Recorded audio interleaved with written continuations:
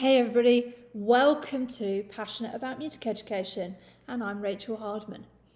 And in today's episode, I'm going to talk to you about procrastination. And I'd like to start with a story. My good friend and I have been teaching for a very long time. And every summer holidays, or we have a good old catch up, talk for 2 hours and put the world to right. And we talk about all the wonderful ideas we have for the forthcoming year. And how much work that we need to do on those ideas. So it might be writing new schemes of work or new lessons, or we have a new curriculum, or we have a new IB course, or we want to do a new play, or we do a new concert or a new production, or whatever it is that, we have these amazing ideas. And about a week before going back to work, we both agree that cleaning the house has never been more attractive. So the windows are clean, the floor's mopped, the ironing's done. We've cleaned out all the cupboards and taken everything to be recycled or the charity shop. And actually all we're really doing is procrastinating and avoiding what we know we need to do that is actually going to cause us some stress. Because when you're planning some topic or an event or a curriculum that requires a lot of work, it's really easy to put that off because we know it's going to cause us some stress. And there are two types of procrastination. There's a good procrastination where it's okay to step away from a project. So for instance, say you are writing a new curriculum for your year 7 class and you want to add more technology. But you can't sit down and do that all in one day. You need to do some research, you need to plan it out, you need to experiment. So sometimes you start the project and step away from it for a couple of days to get some fresh ideas, to maybe talk to some other colleagues, to look on forums and chats or videos like this to, reinvigorate your ideas or just have a bit of brain space to be creative. The other procrastination is much worse, and it's the bad type where we allow feelings to get in the way and we go, I don't really feel like doing this today, or I'm feeling very tired, or don't really think I know what to do. And we allow our negative self-talk to get in the way of us achieving what we know we can do. We know we can do this. How many times have you done a project or put on a concert or put on a production and you just do it? You know that you have to get on with it. You know that you can achieve it. And you sort of step back and go, how did I manage to do all of that work in a week or 2 weeks or 4 weeks?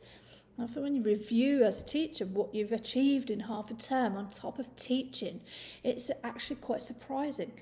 So the procrastination, the bad type of procrastination, is really when we're allowing our feelings and generally negative self-talk to get in the way. So what that really does is adds to our stress. And what we do is we put off until crunch time comes when we have to go and teach that lesson, or we have to make a decision on what costumes we're going to buy, or we have to book a venue, we have to send those letters out, and then suddenly we can do it and we get on with it. But actually living under that stress is not a good way to live, and it's not very healthy, and it will also start to impact how you feel outside of school and your feelings, and you'll take this home with you, and then you procrastinate at home. And for me, I know I need to go to bed earlier, but I'll sit and read because it helps avoid going to sleep and knowing I have to get up and do this list of 55 jobs for tomorrow morning. And it's not healthy, and it doesn't really help with our self-care. So how do we avoid procrastination?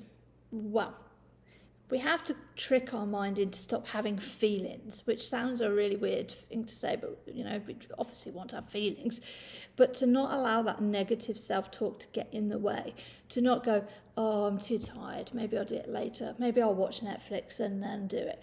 And actually all you're doing is creating more internal stress because you've got to do it, so your body's still carrying that stress, but all you're doing is delaying and delaying, and actually just doing the task at hand and saying, right, I'm going to give this an hour. Let's just go and do it. Just go. And doing the task, you might find that instead of it taking an hour, it actually only took you 30 minutes.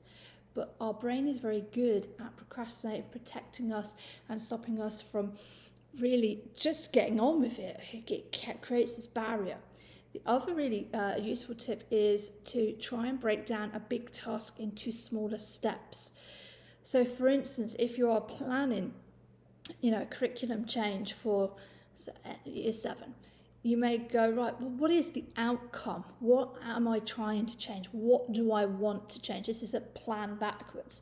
What is the end goal? What will the children be able to do in my class at the end of this topic or the end of the school year?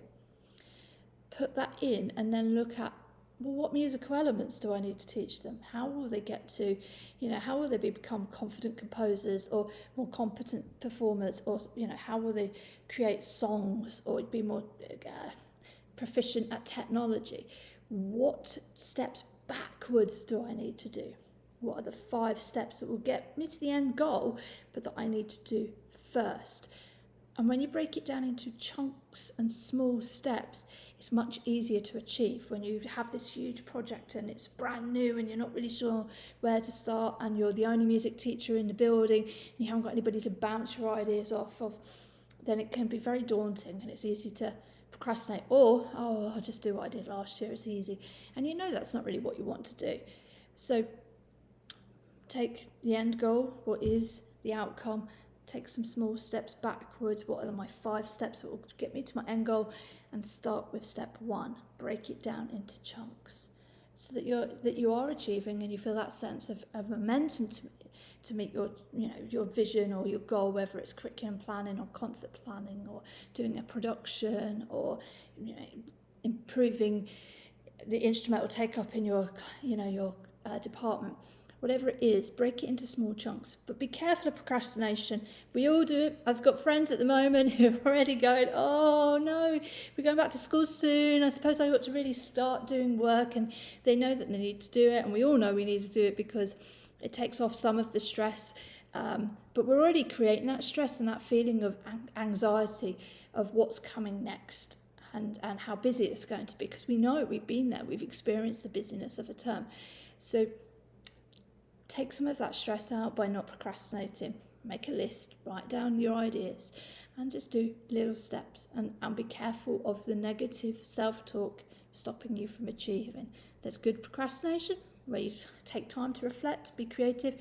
And there's bad procrastination, where the brain just gives us that negative self-talk. I hope this has been helpful. Stop procrastinating, go and get on with the job that you've been putting off. I'm Rachel Hardman and this is Passionate About Music Education.